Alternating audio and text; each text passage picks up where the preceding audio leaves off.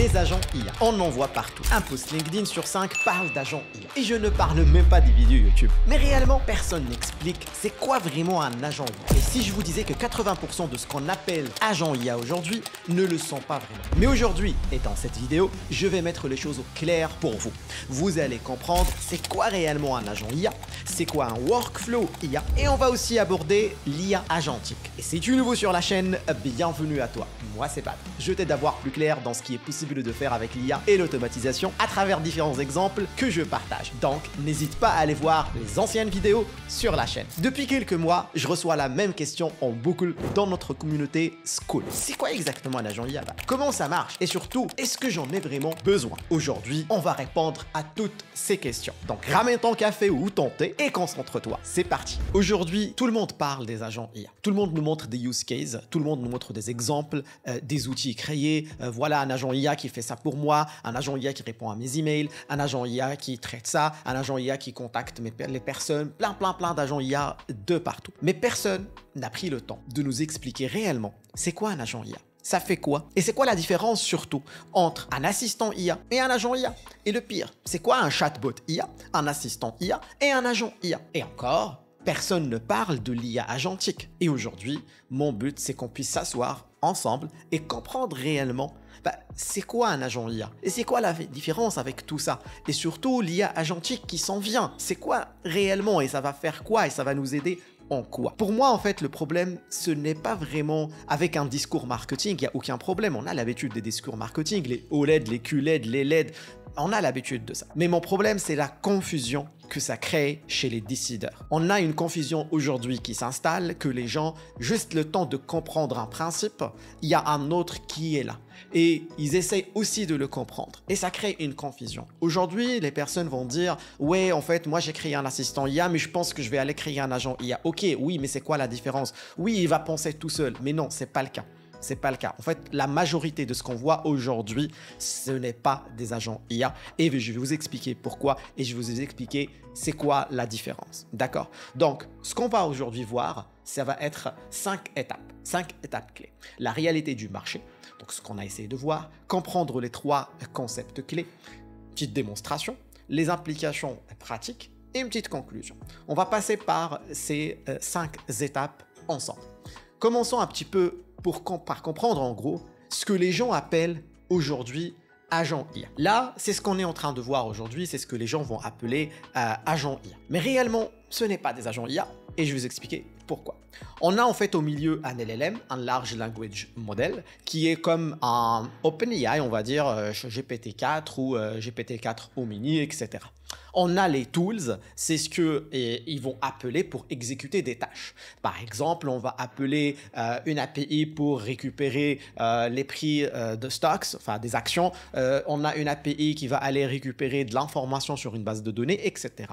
On a ce qu'on appelle les retrievers, et ça j'ai déjà expliqué un peu les retrievers au niveau d'un système RAG. C'est quoi exactement? En gros, c'est la base de connaissances. C'est les documents qu'on donne en contexte à notre LLM pour qu'il puisse comprendre et répondre à des questions spécifiques à notre contexte actuel, à nous ou à notre entreprise. C'est ce qu'on appelle les retrievers. Après, on a la mémoire, la memory. En fait, la mémoire, c'est pour qu'on puisse se rappeler de ce qui s'est passé, du contexte et de la discussion globale.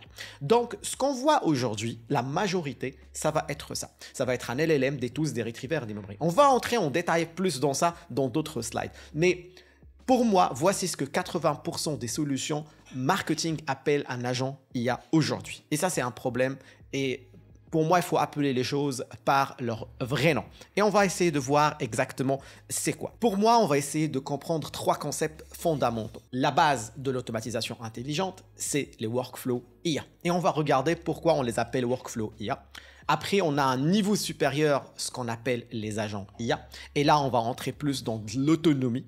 Et là, c'est la vraie autonomie. Parce qu'en fait, ce que les gens disent, oui, c'est autonome, ça prend des décisions. Non, ce n'est pas vraiment le cas. Donc là, on est sur des agents IA. Après, on va effleurer le sujet de l'IA agentique. On ne va pas entrer en détail, on va juste l'effleurer. Et ça, c'est le vrai futur de l'intelligence artificielle autonome. On va essayer de le voir aussi. Donc, commençons un petit peu ensemble par voir le workflow IA, ou ce que tout le monde appelle agent IA, ou presque. Donc, en gros, aujourd'hui, vous allez voir plein de print screens de partout sur LinkedIn, des vidéos YouTube qui vont vous montrer un peu des flux de partout et on va dire des agents IA. Mais c'est en réalité des workflows IA. Et pourquoi c'est des workflows IA? Parce qu'un workflow IA, c'est une succession d'étapes prédéfinies avec des règles prédéfinies. Et c'est des LLM qui prennent des décisions. Donc, comme j'ai expliqué, un workflow IA, c'est un LLM, c'est un traitement de langage naturel qui va générer des réponses. On va aussi avoir les tools qui vont exécuter des tâches, interagir avec les systèmes, etc.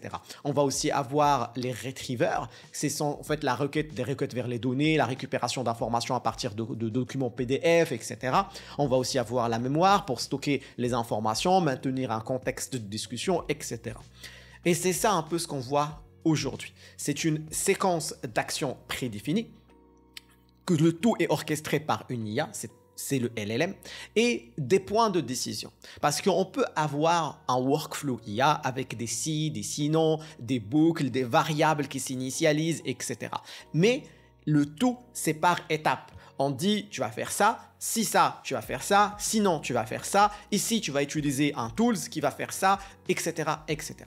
On donne au LLM des tools et eux, ils prennent les décisions d'appeler ces tools. Mais ils ne prennent pas ces décisions seuls. On les guide par des instructions. On leur dit, en fait, quand tu as besoin de faire ça, tu appelles ça. Quand tu as besoin de faire ça, tu appelles ça. Et lui, il comprend. Il comprend pourquoi. Parce que quand je donne un tool, je lui donne une description. Ce tool va aller chercher les emails depuis Gmail. Ok? Donc, en fait, dans sa logique, il va dire quand j'aurai besoin de ça, j'ai ça. Donc, il va l'appeler. Mais ce sont des instructions spécifiques dans un ordre prédéfini. Il n'y a pas vraiment d'autonomie décisionnelle qui est là et surtout, il n'y a pas de boucle itération. Ça veut dire qu'un workflow IA, il ne va pas boucler sur lui-même pour dire « Ah, ça, j'ai pas une bonne réponse, je vais boucler pour aller encore demander, pour essayer d'affiner encore la réponse. » Et c'est ça ce qu'on voit aujourd'hui, malheureusement, ce sont que des workflows IA parce que la notion de boucler pour aller récupérer la bonne réponse n'est pas là. La mémoire active, parce que là, on a une mémoire contextuelle. On va entrer dans les détails pour voir vraiment ces différences-là. Mais moi, je voulais surtout vous expliquer c'est quoi un workflow IA et c'est pour que vous puissiez comprendre aujourd'hui quand vous voyez ces workflows ou ces print screens de workflow, vous allez comprendre c'est pas des agents IA, c'est une succession d'étapes avec des instructions qui vont se suivre pour exécuter et arriver à un goal ou à un objectif. Et c'est ça en fait ce workflow IA. Donc, ce qu'on va voir aujourd'hui, c'est un peu les cas d'usage de workflow IA. On a par exemple un tri de CV, donc faciliter le processus de recrutement avec un impact. On peut avoir un traitement automatisé des emails et des tickets au niveau du support, ça c'est aussi un workflow IA. On peut avoir plein de traitements au niveau des tâches administratives. Voilà, donc on a des analyses de factures, de documents de comptabilité, etc. Et tout ce qu'on voit aujourd'hui, ou 80% de ce qu'on voit aujourd'hui, c'est des workflows IA. Les agents IA ou l'IA agentique, on va revenir par la suite, je vais vous expliquer que en gros, il n'y en a pas vraiment. Et en production, il n'y en a pas. Il n'y en a pas aujourd'hui carrément. Pour l'IA agentique, il n'y en a pas vraiment. On va entrer dans ce détail, donc restez jusqu'à la fin. Alors, là, on va parler des agents IA. Et on va essayer de voir, décortiquer un peu le flux d'un agent IA et comprendre c'est quoi la différence avec un workflow IA. Alors, donc, à ce niveau-là, donc un agent IA, la différence, c'est qu'il va pouvoir percevoir son environnement. Donc, un agent IA va collecter des informations sur son environnement à l'aide de capteurs ou d'entrées. Donc, il est capable d'aller chercher de l'information. Et c'est à peu près comme l'utilisation des tools. D'accord? C'est à peu près comme l'utilisation des tools, mais pas de la même façon. D'accord? On a un traitement de données d'entrée. Les données sont collectées, analysées et transformées. Aussi, les workflows IA peuvent aussi faire ce genre de choses. Mais à ce niveau-là, les agents IA peuvent prendre certaines décisions en autonomie parce qu'ils ont une pensée derrière, parce qu'il y a une pensée qui est là, qui est mise dans leur logique. D'accord? Et on a, c'est ça, la prise de décision. Donc, l'agent évalue les données, décide de la meilleure action à entreprendre. Parce qu'en fait, il peut boucler. Ça veut dire, si je reçois une information et que je dis non, elle ne correspond pas à ce que je cherche, je peux encore redemander au système de me redonner les informations en changeant les variables que j'envoie à ce système. D'accord? On peut aussi planifier et exécuter. L'agent peut planifier et exécuter une action. Ça veut dire qu'il a les moyens de la planifier, de prendre des décisions en interagissant avec son environnement. Et il va surtout apprendre et s'améliorer. d'accord, de l'ensemble des interactions qu'il a pu effectuer à travers la mémoire qui est totalement différente de la mémoire qu'on a au niveau des workflows IA. Donc ça, c'est à peu près un flux. Mais réellement, si on compare un workflow IA et un agent IA avec des éléments prédéfinis, ça donne quoi? Donc là, on va parler un petit peu de workflow IA et agent IA et on va regarder. Au niveau des actions, un workflow IA va suivre un chemin étape par étape prédéfini comme une recette de cuisine. On va simplement, je dois prendre ça, je dois ajouter ça, je dois prendre ça, je dois ajouter ça, après ça, n'est pas avant ça. D'accord? Par contre, un agent IA, il va trouver son propre chemin et s'adapter. D'accord? C'est ça la différence. L'autre, il va suivre un chemin prédéfini. L'autre, il peut prendre un chemin, n'est pas toujours tout le temps. D'accord? Ça dépend de ce qu'il a trouvé, ça dépend des obstacles, ça dépend des résultats qu'il a obtenus, etc. Au niveau des décisions, un workflow IA, il va utiliser des règles simples. Si, ça, sinon, ça. Okay? Un agent IA, c'est différent. Il va évaluer, il va ajuster et améliorer ses choix. Donc, c'est ça un peu la différence au niveau décision. Là, on va parler mémoire. La mémoire, en fait, dans un workflow IA, elle est assez simple parce que ça va juste stocker les informations comme une bibliothèque. Ok, cette conversation, j'ai eu ça, la réponse était ça, la conversation telle, c'est ça, la réponse est ça. Ça, c'est la mémoire au niveau d'un workflow IA. Au niveau d'un agent IA, la mémoire, elle est totalement différente parce que on parle de mémoire active. D'accord, qui est totalement différente de la mémoire passive au niveau qui juste va stocker les informations. Ici, la mémoire aide l'agent à apprendre et fait des connexions avec tout pour qu'on puisse se rappeler du statut de chaque étape, qu'est-ce qui a été là, les variables ici, etc. Cette variable a obtenu ça parce que c'est à cause de ça. C'est une mémoire active. Et c'est ça un peu la différence. Donc, en résumé, un workflow IA va suivre des instructions et un agent IA va comprendre et s'adapter. D'accord? Donc, si on passe à la suite, pour moi, en fait, un agent IA ou workflow IA, c'est assez simple. Un workflow IA va convenir pour des processus prévisibles avec des règles claires. Et c'est la majorité de ce qu'on voit aujourd'hui. On a certaines règles, on a un processus clair, donc on voit des workflows IA. Un agent IA, c'est pour des environnements dynamiques nécessitant une adaptation. Par exemple, on va parler de finance, par exemple, où on a besoin de s'adapter selon les prix du marché, l'évolution du marché, les news qui arrivent. Donc, on prévoit un stock qui va prendre, une action qui va prendre de la valeur parce qu'il y a une news qui est sortie. Donc, ça, c'est un agent IA. Parce qu'un workflow IA, tu ne peux pas prévoir toutes les informations dès le départ au niveau d'une analyse financière. Par contre, un agent IA va pouvoir le faire. D'accord? Et là, on va essayer de voir quelques exemples d'applications concrètes. D'accord? Donc, un agent IA, au niveau de l'analyse financière, comme j'ai expliqué. Donc, un workflow IA va analyser les données selon des règles prédéfinies. Par contre, un agent IA va identifier des corrélations non évidentes, va ajuster les stratégies d'analyse selon certaines informations, va s'ajuster continuellement et va proposer des recommandations aussi. D'accord? C'est ça un peu la différence. Et un agent commercial, c'est la même chose. Un workflow IA va analyser des données et suivre un chemin selon des règles prédéfinies. Par contre, un agent IA, c'est différent. Il va adapter la stratégie de relance selon les réponses qu'il a obtenues. Il va, selon sa mémoire, il va apprendre ici, on a eu ça, bon, du coup, je ne dois pas utiliser la même chose pour cette fois, etc. Il va s'adapter. Donc, il va identifier des moments opportuns. Il va personnaliser son discours en fonction de l'historique, comme je viens de dire. Et il va ajuster le temps et l'approche selon les retours. C'est ça un peu les grandes différences. C'est qu'il y en a un qui va suivre des règles, il y en a l'autre qui va penser et agir. Et c'est là où, quand on voit un exemple ou un use case de quelqu'un qui nous dit que c'est un agent, pensez directement, est-ce que ce workflow peut s'adapter s'il reçoit une information différente ou s'il doit sortir de ce chemin prédéfini? Est-ce qu'on a des règles qui s'appliquent, qui sont prédéfinies ou pas? D'accord? Alors, on va passer à la suite et là, on va entrer un peu dans ce qu'on appelle l'IA agentique. Je ne vais pas aller en détail dans l'IA agentique, mais comprenez que, en résumé, l'IA agentique, c'est qu'on va mettre plusieurs agents en œuvre. Donc, il y aura plusieurs agents qui ont leur propre autonomie chacun et qui vont communiquer entre eux. Donc, grosso modo, en fait, on va assigner des rôles à des agents. D'accord? On va assigner des rôles à des agents. Ces agents vont communiquer entre eux. D'accord? Ils vont s'échanger des informations. Ils vont prendre ensemble des décisions.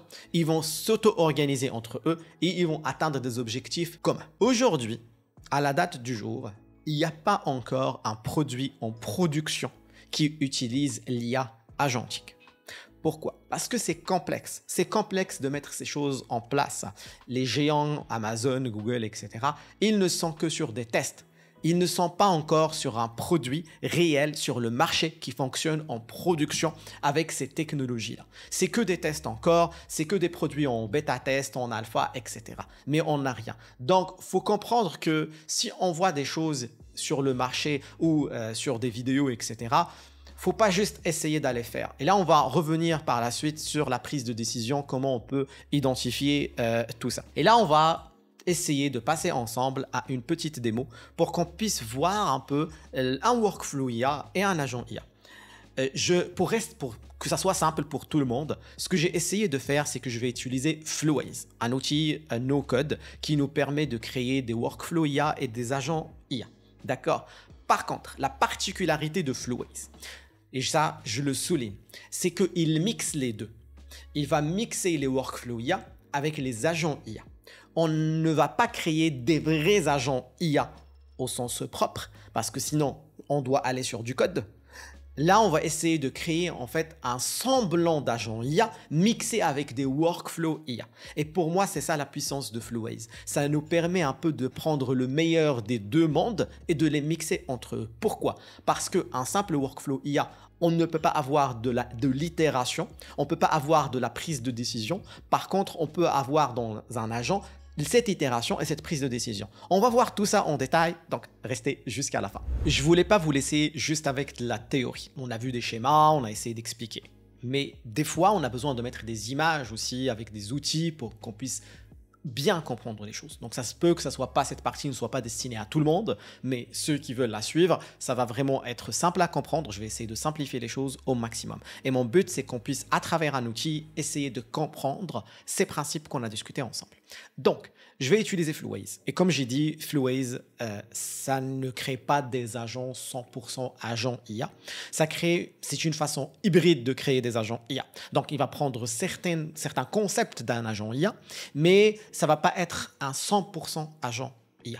Et je vais expliquer le pourquoi. Mais là, on va commencer par créer un simple workflow IA basique et on va essayer de voir comment on peut voir un peu les modèles qu'on peut utiliser, les modules qu'on peut lier, les nœuds, etc. Donc, moi ici, j'ai pris un nœud. Vous connaissez Flowways. Pour ceux qui ne le connaissent pas, c'est un outil open source qui permet de créer des workflows IA de assez simples à assez complexes. D'accord. Là, on a en fait notre nœud ici et on va essayer de lui lier les modules qu'on a discutés. Comme on a dit, en fait, notre workflow IA peut prendre un LLM, enfin doit prendre un LLM, peut prendre des outils ou pas, va prendre ou pas une mémoire et ou pas des tools, des retrievers. D'accord? On va essayer de le regarder. Ici, on a un chat modèle. Le chat modèle, c'est en gros notre LLM. Donc, on va ici, on va prendre par exemple un Anthropic, d'accord, ou un chat GPT, ce que vous voulez. D'accord? On va le lier à chat modèle. Donc, ici. Après, on a la mémoire. On peut venir ici au niveau de la mémoire et essayer de lier une mémoire à notre conversation. D'accord? On peut prendre une mémoire assez simple comme les Conversation Summer Buffer Memory. On peut prendre des mémoires assez complexes. Et c'est comme ça que j'ai expliqué au début, c'est que les mémoires, ce sont des types. Là, on va essayer de prendre juste une mémoire assez simple Windows qui va garder 4 conversations. D'accord? Et ici, on a la partie Vector Store Retriever. Et c'est là où j'ai expliqué que ça, c'est la partie qui nous permet d'aller chercher les informations au niveau d'un document PDF, etc., qu'on a déjà stocké auparavant. Ça veut dire que moi, j'ai ma base de données vectorielle et j'ai stocké l'ensemble des informations. Donc, je peux venir ici, par exemple, dans les Vector Store, et je peux prendre, par exemple, moi, un Postgre, par exemple, et je vais lier ça ici dans Vector Store. Et par la suite, je peux lier un embedding, etc. Ça, j'ai déjà expliqué dans d'autres vidéos tous ces principes. Je vais vous laisser les liens dans la description de cette vidéo. D'accord? Donc là, on a notre modèle, on a notre retriever et on a notre mémoire. Et c'est ça les composants qu'on avait discutés dans un workflow IA. Il nous manque juste les tools. Donc ça, on est sur un exemple assez simple qui va prendre des instructions. Donc il va prendre un prompt ici, des instructions. On peut donner un prompt, une instruction. Et il va essayer de suivre ces instructions D'accord? Ici, on donne le contexte. Le contexte, il va le récupérer depuis notre base de vecteurs. Et ce qu'il va faire, c'est qu'il va suivre certaines instructions pour répondre à une question. Donc, l'utilisateur va poser une question. Lui, il va utiliser le LLM. Il va utiliser la mémoire. Et il va utiliser les documents et les données qu'on lui a déjà fournis pour donner une réponse. Donc, il va suivre certaines instructions. Donc là, on est sur un flux, un workflow assez basique. On peut aller un peu plus loin et commencer à utiliser un peu, on va essayer d'aller voir ici, au niveau des chains, on peut regarder, alors, paf, retriever, vecteur, etc. Donc là, c'est l'ensemble des chains qu'on peut utiliser. Et moi, j'ai pris le conversationnel QA chain parce que ça me donne le vector store, parce qu'on peut aussi ne pas avoir de vector store. On peut aller sur quelque chose de assez simple avec juste une mémoire et un chat modèle. D'accord? Et on a des prompts de templates qu'on peut utiliser. Là, on va essayer d'aller sur quelque chose de un peu plus complexe et on va entrer dans un semblant d'agent. On va commencer à entrer dans un semblant d'agent. Et là, on va prendre un conversational agent. On peut aussi prendre des assistants IA. Donc, vous avez remarqué que les assistants IA, ça fait partie des agents, mais ce n'est pas vraiment un agent IA. Mais ça prend juste une partie des informations, enfin des éléments et des composants d'un agent IA. Donc là, on a pris un conversational agent. Et là, vous allez voir un élément qui s'est ajouté. On va encore lier nos éléments. Donc ça, c'est un chat modèle. Ça, c'est une mémoire. Et là, vous allez me dire, oui, mais en fait, il est où le Postgre? Il est où notre base de connaissances qui a notre documentation, etc., sur laquelle on peut se baser pour avoir de réponses? Et c'est là où on parle de la notion des tools. Et ici, on a pas mal de tools qu'on peut utiliser. On va voir, par exemple, moi, je peux décider de donner un tools Google. Ça veut dire que moi, mon agent, je vais lui donner la fonctionnalité d'aller chercher sur le web. Je peux aussi décider de lui dire, mais attends, moi je veux que tu ailles lire un document, un fichier qui se trouve à un endroit. D'accord? Et je peux aussi venir et lui ajouter autant de tools que je veux. Et je peux aussi venir et lui dire, mais attends, moi je veux aller aussi récupérer des informations qui se trouvent dans une base de données.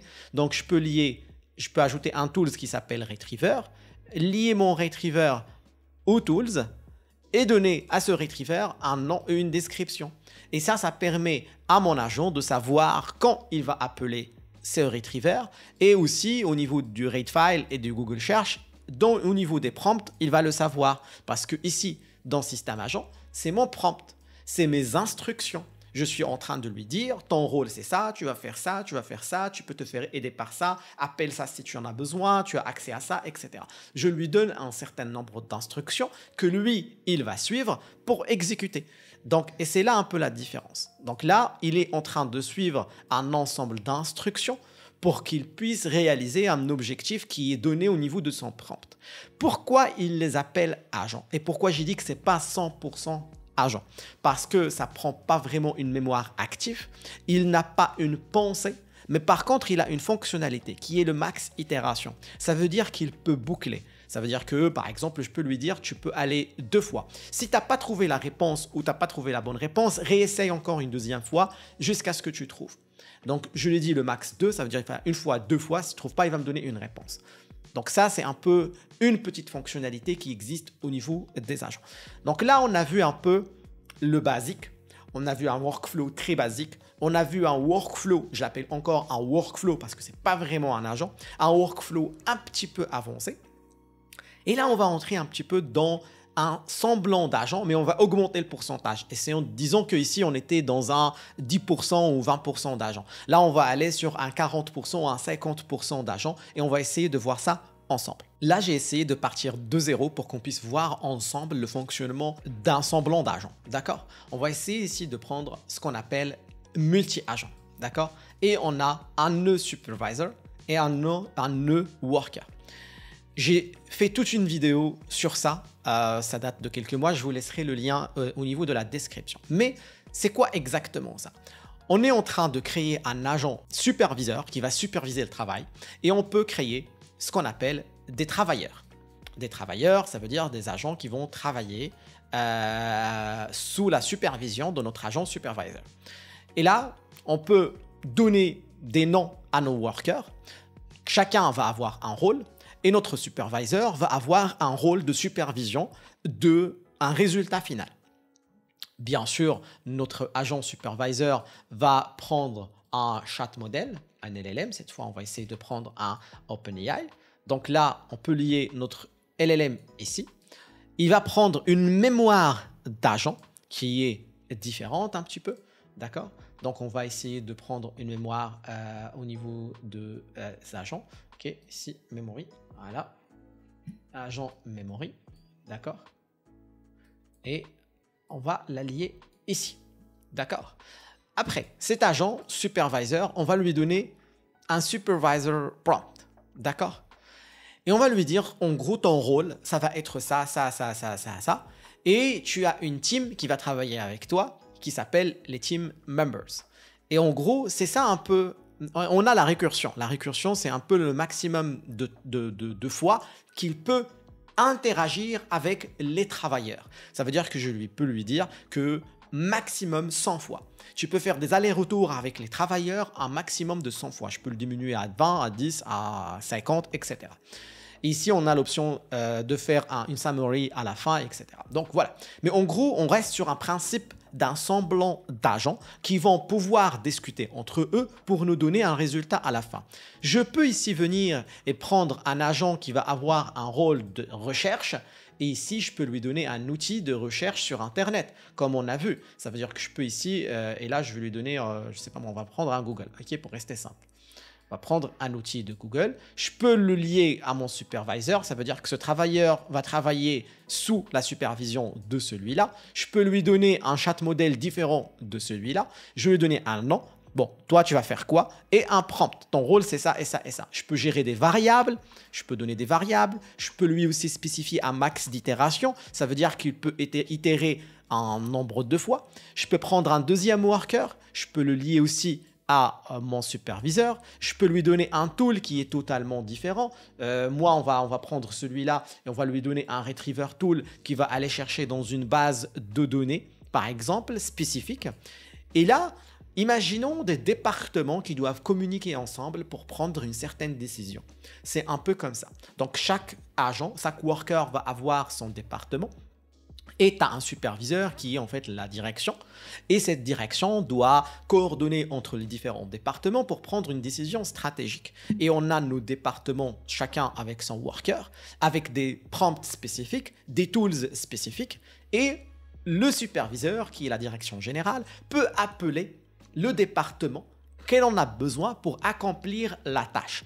Et là, on entre un petit peu dans ce qu'on appelle de l'autonomie, un semblant d'autonomie, parce que le superviseur, il n'a pas une instruction qui lui dit tu appelles ça en premier, ça en deuxième, ça en troisième.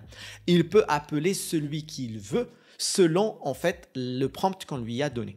Donc il peut décider d'appeler la team, je sais pas moi, ressources humaines au début, il peut appeler la team, je sais pas moi, produit, il peut fidélisation, etc., etc. selon lui ce qui lui semble correct et le bon. Il peut aussi appeler un département, récupérer une information et dire que ouais, ok, selon cette information, j'ai besoin d'appeler l'autre département.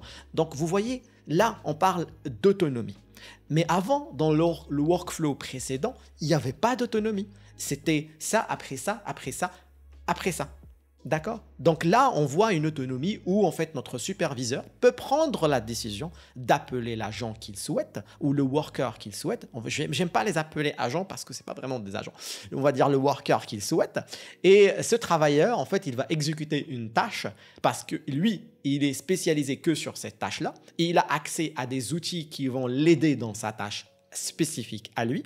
Et le superviseur va coordonner le tout. J'espère qu'avec cette explication-là, c'est un peu plus clair pour vous la différence entre un workflow normal qui a juste accès à des outils et à un prompt, à une mémoire et à une base de données, vs un système agent où en fait il y a une pensée derrière et une autonomie de prendre des décisions. D'accord? Avec les... J'ai pas pu aller plus loin dans les explications parce que sinon on aurait entré dans des trucs un peu plus complexes au niveau du code, etc. Mais je voulais rester assez simple pour vous rapprocher l'explication. Mon idée, c'est pas qu'on comprend ça à 100%, mais se rapprocher de la compréhension globale de ce que je viens de dire. Donc, j'espère que ça a été clair. Ce qu'il faut comprendre, c'est qu'aujourd'hui, même les grosses boîtes, ils ont de la difficulté à mettre en place des systèmes fonctionnels prêts pour de la production en utilisant des architectures multi-agents avec l'IA agentique, etc. Pour les TPE et les PME aujourd'hui, il faut plus focuser sur des workflows IA fonctionnels bien maîtrisés qui vont répondre à un besoin spécifique. Pas besoin d'aller courir vers la tendance l'IA agent, les agents, parce que comme on a pu le voir, ce n'est pas réellement des vrais agents, c'est juste des workflows IA avec des instructions prédéfinies. Plusieurs personnes m'en parlent de protection des données, RGPD, etc. C'est tout un sujet à part et si vous voulez qu'on fasse une vidéo sur ça, il n'y a aucun problème. Mais je vais essayer de résumer. Que ça soit agent ou pas agent, chatbot ou autre, là où il y a une interaction avec un système externe, la sécurité de données est présente. Aujourd'hui, OpenAI, ils ont des plateformes où ils vont dire « Ok, ça c'est entreprise » et ça va protéger les données. Genre, en fait, ils s'engagent à ne pas utiliser les données que vous utilisez sur des abonnements entreprises pour entraîner leur modèle. D'accord? On a aussi Amazon sur AWS sur des serveurs cloud, AWS ou Microsoft sur des serveurs cloud Azure qui permettent aussi de mettre en place des infrastructures pour que vous pouvez héberger vos propres LLM. Donc, pour les entreprises qui ont des conventions, etc. et qui veulent utiliser du cloud, il n'y a aucun problème, c'est sécurisé et tout. Après, il n'y a rien qui garantit que l'utilisation de ces données, je ne sais pas. Donc, il y a aussi des solutions qui sont un peu à l'extrême, poussées à l'extrême, où on veut avoir nos propres modèles sur notre propre infra pour des données hypersensibles, où on ne peut pas se permettre un peu le doute. Et là, il y a des solutions. On peut prendre des modèles open source. On a souvent entendu parler de DeepSeek, mais un DeepSeek, c'est un gros modèle. On a du Mistral, on a du Llama. Il y a plusieurs modèles de différentes tailles qui sont disponibles en open source. Et ça, on peut les héberger sur notre propre infrastructure et aussi on peut les entraîner sur nos propres données. On peut les fine-tuner sur nos propres contextes. Et ça va être des modèles qui vont être utilisables uniquement dans votre propre infrastructure. Et là, c'est conforme, norme de sécurité. Mais avant d'aller vers ça, moi je conseille toujours commencer par définir c'est quoi données sensibles. Toutes les données ne sont pas sensibles et la catégorie de sensible va différer. Donc il faut plutôt essayer de voir on parle de quel degré de sensibilité parce que ça se peut que juste en utilisant un abonnement entreprise chez OpenAI, ça peut suffire. On peut aussi juste utiliser des modèles chez AWS et Azure, on hébergeait sur notre cloud à nous chez Azure et AWS, ça peut suffire. Mais si on est en train de parler de vraiment des données sensibles, là on peut utiliser, c'est ce qu'on appelle le on-premise, c'est en fait des infrastructures hébergées chez l'entreprise, ça va être sur leur propre serveur, on peut héberger certains modèles de petite taille à moyenne taille. Donc j'espère que aussi j'ai répondu à cet aspect de sécurité juste en l'effleurant, en essayant de le lier aussi au système des agents. Mais ce qu'il faut comprendre, c'est que l'aspect sécurité n'est pas seulement lié aux agents, aux workflows, etc. C'est lié à tout l'aspect de l'utilisation des large language models ou l'IA générative en général. Voilà, donc j'espère que j'ai été clair sur ce côté-là. Et voilà, j'espère que cette vidéo vous a permis de clarifier quelques concepts clés. Pour moi, vous devez retenir 3 choses essentielles. Ne vous laissez pas avoir par le marketing. Un workflow IA bien conçu est souvent plus efficace qu'un agent IA mal implémenté. Commencez simple, identifiez vos besoins réels et évoluez progressivement. L'avenir est prometteur avec l'IA agentique par exemple, mais pour l'instant, concentrez-vous sur ce qui fonctionne vraiment. Et si cette vidéo t'a été utile, alors n'oublie pas un petit like, abonnez-vous si ce n'est pas toujours le cas, et la zone commentaire est là si vous avez des questions. Et sur ce, je vous dis à la prochaine vidéo.